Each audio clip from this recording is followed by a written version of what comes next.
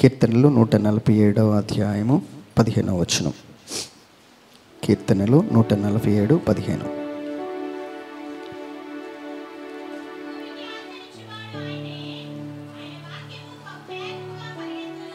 Praise the lord. Hallelujah. ఆయన వాక్యము బహు వేగముగా పరిగెత్తును. బహువేగముగా పరిగెత్తును. కళ్ళు మూసుకుంటూ ఆ వాక్యం మీద మీరు చేపెట్టుకొని ప్రార్థన చేయండి. పరిగెత్తి వచ్చే వాక్యం మీద ధ్యానించబోతున్నాం. పరిగెత్తి వచ్చే వాక్యం, దట్ ఎమర్జెన్సీ.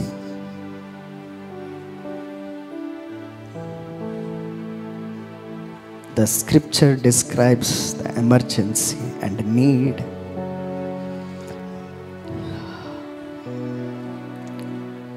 ప్రభువా, ఆ వాక్యంతో నీ బిడ్డలందరితో మాట్లాడి వీరిని స్థిరపరచమని అడుగుతున్నా. బలపరచండి.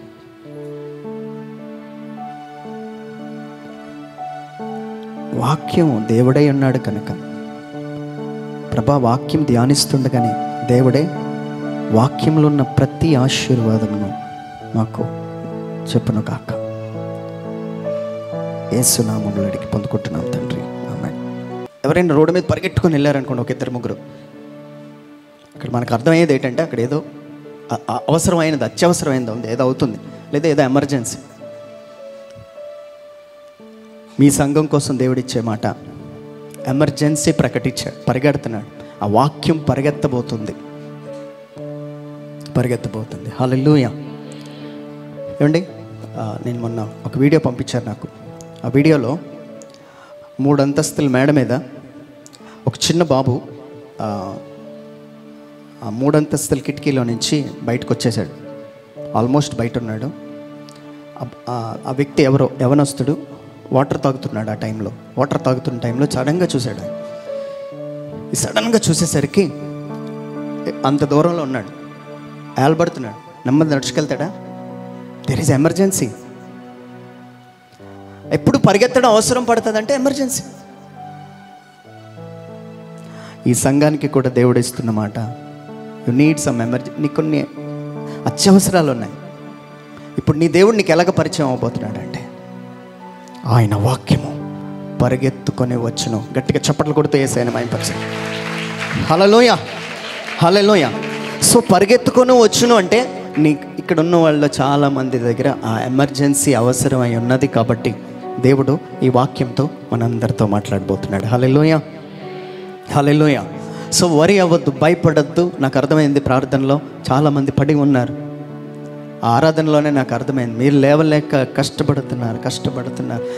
అది ఉదాహరణకి చూడండి, నన్నే బాగా కొట్టేశారు, రక్తం వచ్చేస్తుంది, దుమ్ములేవో ఇరిగిపోయాయి లోపట. నా అంతట్లు నేను లేవలేను కదా. ట్రై చేస్తున్నాను లేవడానికి, లేవలేకపోతున్నాను. అప్పుడు దూరం నుంచి చూశాడు మంచి సమరయుడు, పరిగెత్తాడు.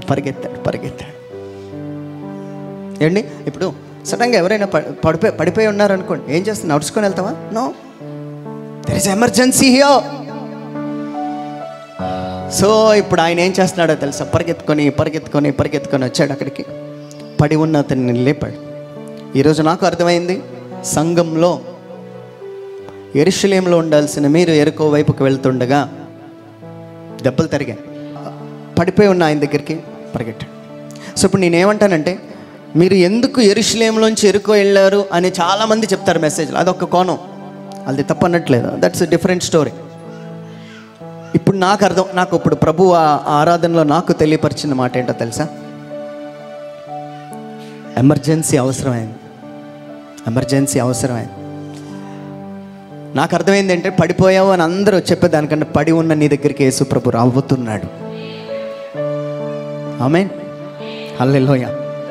సో ఈరోజు మీరు వరి అయిపోద్దు, నేను పడిపోయాను, లేవలేకపోతున్నాను, నేను పాపాత్ముడిని, ఇవన్నీ మీరు అనుకోవద్దు. ఒక్కటి మాత్రం బిలీవ్ చేయండి. ఏమండి, మీరు చాలామంది నాకు ఫోన్ చేసి ఏమంటారో తెలుసా? దీని నుంచి ఎలాగ బయటికి రావాలో నాకు తెలియట్లే. అది అమ్మాయి అవ్వచ్చు, అబ్బాయి అవ్వచ్చు, అప్పులు అవ్వచ్చు, తెలియట్లే. బట్ ఆయన వచ్చాడంటే, ఆయన లేపి నిన్నెత్తుకొని గాయములు కట్టే చోటికి తీసుకెళ్తాడు. హల్లెలూయా. అంతేనే కదా, నువ్వు లేవలేకపోతున్నంటే ఎవరి చేతిలో ఉన్నావు? ఇప్పుడు ప్రభు చేతిలో ఉన్నావు. Now you are in the hands of God. నువ్వు భయపడక, దిగులు చెందక. ఆయన నిన్ను సురక్షితంగా ఎక్కడికి తీసుకెళ్తాడో తెలుసా? గాయములు కట్టే చోటుకి తీసుకెళ్తాడు. ట్రైనింగ్ ఇస్తాడు. అక్కడ నీకు కొంత లైక్ అక్కడ ఏమంటారంటే ట్రీట్మెంట్ ఇస్తాడు, నిన్ను బాగుపరుస్తాడు. ఎందుకు అక్కడ నీకు ఇలా అయింది అనే విషయాలు అప్పుడే ధ్యానిస్తావు. Praise the lord. ట్రీట్మెంట్ అనండి గట్టిగా, ఇంకా గట్టిగా. ట్రీట్మెంట్లో ఉన్నావు. ఈ ట్రీట్మెంట్ అయిపోయిన తర్వాత దేవుడు నిన్ను మరలా తిరిగి నీ పనులను నువ్వు చేయటానికి శక్తిని ఇచ్చేవాడే ఉన్నాడు. హల్లెలూయా. ప్రెజెంట్ మనందరినీ దేవుడు తన హస్తాల్లో తీసుకున్నాడు. ఆమేన్ చెప్పండి. హల్లెలూయా. సో ఇప్పుడు ఎక్కడికి తీసుకువెళ్తున్నాడంటే ఆ గాయము కట్టే స్థలానికి మనందరినీ తీసుకువెళ్తున్నాడు. అందుకోసం ఆయన ఏమన్నాడో తెలుసా? పరిగెత్తుకొని వచ్చే వాక్యము, పరిగెత్తుకొని వచ్చే వాక్యం. Praise the lord. హల్లెలూయా. అండి, పడిపోయి ఉన్న వ్యక్తి దగ్గరికి సమరయుడు, మంచి సమరయుడు ఎలాగ వచ్చాడు? పరిగెత్తుకుని వచ్చాడు, పట్టుకున్నాడు, లేపాడు, తన హస్తాలతో లేపాడు, వర్ణశాలలో పెట్టాడు. ఈరోజు దేవుడు మనందరినీ కూడా అలాంటి స్థితిలో మనల్ని లేవనెత్తబోతున్నాడు. ఆమేన్. రైట్. ఇప్పుడు ఆ వాక్యాన్ని మనం ధ్యానించినట్లయితే అక్కడ ఏమని రాయబడిందంటే, ఆయన వాక్యము బహు వేగముగా పరిగెత్తును. ఎలాగ పరిగెత్తుందట? గట్టిగా. ఏమండి, చాలా డిఫరెన్షియేషన్స్ ఉన్నాయి పరిగెత్తడంలోని. అది ఇంకా దానికి కొంచెం యాడ్జెక్టివ్ యాడ్ చేశాడు, ఇంకా కొంచెం దాన్ని ప్రయారిటీ పెంచాడు. బహువేగముగా రాశాడు అంటే స్పీడ్ ఇంకా పెంచాడు ప్రభు. Praise the lord. గట్టిగా హల్లెలూయా. ఎందుకు బహువేగముగా పరిగెడుతున్నాడంటే నీకు చాలా అవసరం. ఆ వేగం కానీ లేకపోతే అయిపోతుంది అంతా. ఇప్పుడు చూడండి, ఒక వ్యభిచార స్త్రీ ఉన్నది. ఆ స్త్రీ రాళ్ళ చేత కొట్టబడి, ఆ రాళ్ళ చేత తరం పడుతుంది. అండర్లైన్ చేసుకోవాలన్నమాట. తరం పడుతుంది. వెనకాతలు చాలామంది గుంపులుగా పరిగెడుతున్నారు. వాళ్ళ టార్గెట్ ఒకటే, ఈమెను చంపేయాలి. ఆమెను చంపేయాలనేదే టార్గెట్ అక్కడ. ఈలోపు జస్ట్ ఊహించండి, రాళ్ళతో కొడుతుంటే యేసు ప్రభు వారు ఆమెను చూసుకొని పరిగెత్తుకొని అక్కడికి వచ్చారు. ఆయన కూడా అక్కడ పరిగెత్తుకొని వచ్చి ఆయన అడ్డుపడ్డాడు. ఎప్పుడైతే వాక్యము పరిగెత్తుకొని వచ్చి అక్కడ అడ్డుపడిందో, అక్కడ ఏం జరిగిందో తెలుసా? తరుముతున్న వాళ్ళు ఆగిపోయారు.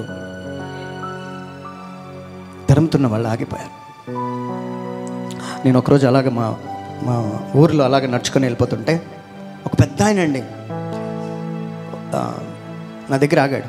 బ్రదర్ అని చెప్పి ఏడుస్తున్నాడు, చిన్నపిల్లలాగా ఏడుస్తున్నాడు. ఏమంటే, మా ఇంటి ముందు ఉన్నవాళ్ళు నేను ఇలాగ వెళ్తుంటే మాట వస్తే తిడుతున్నారండి, నన్ను శాపాలు పెడుతున్నారు. నాకేం చేయాలో తెలియట్లేదండి. ఒక మాట అన్నాలంటే నాకు అది రావట్లేదు తిట్టాలని. అలాంటి బహు వేగముగా నిన్ను తరిమి కొట్టేవారి చేతిలో నుంచి అంతకన్నా బహువేగముగా పరిగెత్తుకునే అడ్డుపడగలిగేవాడు ఒకడున్నాడు. ఈరోజు నేను చెప్తున్న మాట, ప్రభు వాక్యం ఉన్నాడు కనుక ఆ వాక్యము తరమబడుతున్న స్త్రీ దగ్గరికి పరిగెత్తుకుని వెళ్ళిందండి. Praise the lord. చూడండి, నా వైపు చూడండి. మీరు ఇంకేది చూడకూడదు. ఈ 10 నిమిషాలు, ఇంకో పావు గంట సేపు మీరు చూస్తేనే మాకు వినండి. ఆ క్రాస్ ఉంది కదా, ఆ క్రాస్ దగ్గర ఆ స్త్రీ తరమబడుతుంది. ఏ వ్యభిచార స్త్రీ అన్న మాటలు వింటుంది ఆమె. ఇక్కడ యేసుప్రభు అంత దూరం నుంచి చూసి పరిగెత్తుకొని వెళ్ళాడు, ఆగమన్నాడు. ఎప్పుడైతే ఆ వాక్యము బహువేగముగా పరిగెత్తొచ్చిందో, the emergency of the word ఏం చేస్తుందో తెలుసా? తరమబడే వాటిని అన్నిటినీ స్టాప్ చేశాను. ఇంకా ఏం చేసిందో తెలుసా? ఈమెలో పాపాన్ని కూడా ఆపేసింది. The power of the word, the emergency of the word. ఆ వర్డ్ ఏం చేస్తుందో తెలుసా? పాపాన్ని నీలో అది ఆపేయడానికి ఆ వాక్యమునికే శక్తి ఉన్నది. అమ్మా, ఇక మీదటి పాపం చేయకో, అంతే, అయిపోయిందండి. ఒక్క మాట. ఈరోజు నేను ఎంతమంది తరుముతున్నారో, ఎంతమంది నేను అవమానిస్తున్నారో, ఎంతమంది నీ అంతు చూడాలని చూస్తున్నారో నాకు తెలియదు. ఈరోజు ప్రభు మీకు చెప్తున్నమాట, ఆ వాక్యము బహువేగముగా పరిగెత్తుకొని వచ్చి నీకు మధ్యలో నిలబడుతున్నాడు. ఆయన తరమువాడి బాడుతున్న నుంచి నీకు మధ్యలో నిలబడుతున్నాడు. ఆయన ఏ రాయి నీకు తగలకుండా, ఏ నిందలు అవమానాలు నీ మీదకి రాకుండా ఆయన అడ్డుపడ్డాడు. Praise the lord. హల్లెలూయా. అంతేనండి. ఆయన ఆ వాక్యం అడ్డుపడింది. చూడండి, బహువేగముగా వస్తున్న వాక్యం యొక్క టార్గెట్ ఏంటో తెలుసా? తరమబడుతున్న నిన్ను కొట్టాలని, చంపాలని చూస్తున్న నీకు మధ్యగోడగా నిలిచి నీ ప్రాణాన్ని నిలుపు చేస్తుంది ఆ వాక్యం. ఆమేన్. హల్లెలూయా, హల్లెలూయా, హల్లెలూయా, హల్లెలూయా. ఈరోజు నమ్మండి, ఆ శిక్ష ఏదైతే ఉన్నదో ఆ వాక్యము ఎమర్జెన్సీ ఏంటో తెలుసా? శిక్షను తొలగిస్తుంది. గట్టిగా చప్పట్లు కొడితేసాను. ఏండి, యేసు ప్రభుగానే ఒక్క క్షణం అక్కడ లేట్ అయితే చంపేసేవారు కదా. నువ్వు బ్రతుకున్నట్లుగా ఆ వాక్యం నీకు అడ్డుపడుతుంది. ఆమేన్. నాకు ఇప్పుడు యేషువా అని పాడుతున్నప్పుడు నాకు ప్రభు ఒక దర్శనం చూపించారు. వీళ్ళు చాలామందికి ఈ చెవులు చాలా పెద్దవైపు ఏనుగుల్లాగా కనబడుతున్నాయి. ఏనుగు చెవులు ఎంత ఉంటాయో అంత చెవులు కనబడ్డాయి. ఎందుకని? ఏవో వింటున్నారు. నాకు అర్థమైంది, ఏవో వింటున్నారు. చాలామందికి ఉన్నాయండి, చాలామందికి. అవేవి వినద్దండి, అవేవి వినద్దు. ఏమండి, ఇప్పుడు అవి చూడండి ఒకసారి.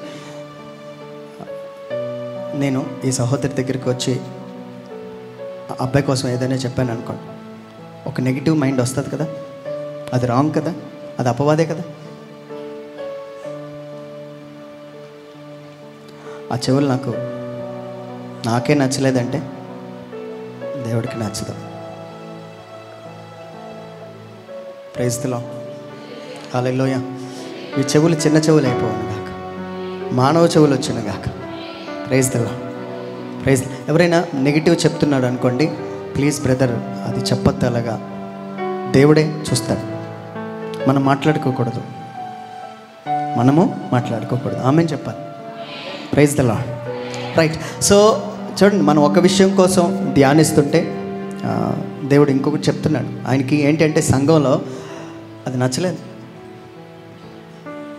వేరే మాటలు వాళ్ళు వీళ్ళు మాట్లాడుకోవద్దండి. మెయిన్ సంఘం పరిశుద్ధంగా ఉండాలి అంటే ఒక్కటైపోవాలి. సంఘం ఒకే శరీరంగా ఉండాలి. ఆ టైంలో ఒకటి తగ్గించబడితే దేశానికి వచ్చిన నష్టమే లేదు కదా. Praise the Lord. కొంచెం తగ్గించబడండి, ఏమైపోదు. ఏమండి, దేవుడు నిన్ను లేవనెత్తాలనుకుంటే ఆయన లేవనెత్తేస్తాడు. మీరు వరి అవ్వద్దు, ఆ బాధ్యత అంతా మీరు తీసుకోవద్దు. హల్లెలూయా, హల్లెలూయా. అర్థమైందా? ఆ బాధ్యత మీరు వదిలిపెట్టండి. అందుకే యాకోబు పత్రికలు ఏమన్నా, మీరు చాలామంది బోధకులుగా ఉండకుండా మంచిది అన్నాడు. Praise the lord. సో వరి అవ్వద్దు, దేనికి చెవులు ఇవ్వద్దండి. అసలు అదొద్దు, నచ్చలేదు దేవుడికి. రైట్, మళ్ళీ మనం వాక్యంలోకి వచ్చేద్దాం. Praise the lord. Hallelujah, hallelujah. మా చర్చ్లో ఒకరోజు ఒక డాక్టర్ గారు వచ్చారు. డాక్టర్ గారు సాక్ష్యం ఏం చెప్తారు? అందరూ చాలా వింతగా వింటున్నాం. మామూలుగా జనాలు అందరూ వచ్చి, ఏమండి నాకు మంచి విట్నెస్ ఏంటి అనిపిస్తుందో తెలుసా? సిగరెట్ ఒకప్పుడు తాగేవాడిని, ఇప్పుడు మానేశాను అనేది విట్నెస్ నా దృష్టిలో. మందు కొట్టేవాడిని అప్పుడప్పుడు, ఇప్పుడు కంప్లీట్గా దేవుడి కోసం వదిలేశాను అనేదే సాక్ష్యం. ఒకప్పుడు అమ్మాయిలతో నేను మాట్లాడేవాడిని, అది వదిలేశాను అనేదే సాక్ష్యం నా దృష్టిలో. ఈ తలనొప్పులు ఇవన్నీ మామూలే, కానీ మన చర్చిలో అవే ఎక్కువ కనబడతాయి. సో అది కూడా ఒక పార్ట్. సరే, అందరూ చాలా సాక్ష్యాలు చెప్పారు. ఈ డాక్టర్ గారు కూడా అక్కడికి వచ్చారు. నేను అనుకున్నాను, వైద్యుడికి ఏ రోగం ఉంటుంది అనుకున్నాను. వైద్యుడికి ఏ రోగం ఉంటుంది? సరే, ఈయనకి ఇంకేదైనా సాక్ష్యం ఎక్స్పెక్ట్ చేశాను నేను. ఆయన ఏం చేశాడంటే, ఇటు చూడాలి, నా వైపు చూడాలి, నా వైపు చూడాలి. మీరు అలాగే చాలాసేపు డిస్ట్రాక్ట్ అయిపోతున్నారు. తన బ్యాగ్లో నుంచి కొన్ని రిపోర్ట్స్ తీశాడు. ఆయనకి మహా అయితే ఒక 30-35 ఇయర్స్ ఉంటాయి అంతే. రిపోర్ట్స్ తీసి క్యాన్సర్ కన్ఫర్మ్ అయిన పేపర్స్ అన్నీ చూపించాడు. క్యాన్సర్ కన్ఫర్మ్ అయిన పేపర్స్ అన్నీ చూపించాడు. నాకు షాక్ అయిపోయాను.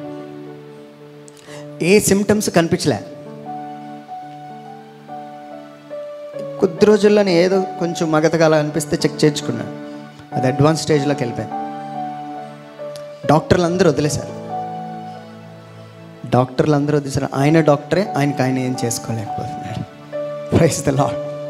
హల్లెలూయా, హల్లెలూయా. ఇప్పుడు మనకు అవసరం ఏంటో తెలుసా? పరిగెత్తుకొని వచ్చే వాక్యం అవసరం. హిజ్కియా అలాగే ఉన్నాడండి. పరిగెత్తుకొని రావాలి. ఎమర్జెన్సీ, అక్కడ ఎమర్జెన్సీ ఉన్నది. ఆ డాక్టర్కి అలా చెప్పగానే నేను ఆశ్చర్యపోయాను. 35 years క్యాన్సర్, అడ్వాన్స్ స్టేజ్. మళ్ళీ ఇంకొక రిపోర్ట్ తీసి చూపించాడు. ఆ రిపోర్ట్లో అంత క్లియర్, ఏ క్యాన్సర్ లేదు. అది ఆయన ఏదో కొన్ని చెప్పాడు, ఎలాగ ప్రేయర్ చేశాను, ఎలాగ దేవుడు స్వస్థపరిచాడు, నేను అవన్నీ షార్ట్ కట్ చేసేసాను. బట్ నేను చెప్పే మాట, ఆయన ఆ పాయింట్ అన్నిట్లో ఒకటి చెప్పాడు. ఏంటో తెలుసా? ఆయన తన బెడ్ మీద ఉండి, ప్రభువా, వైద్యులందరూ చేతులు ఎత్తేశారు, వైద్యుల వల్ల కాదంట, ఇంక నేను నా రోజులు, నా దినములు లెక్క పెట్టుకుంటున్నాను, ఇంకేం చేయాలో తెలియట్లేదు ప్రభా, నాకు నీ సేవ చేయాలని ఉంది, ప్రజలకి సేవ చేయాలని ఉంది, please help me lord, please help me.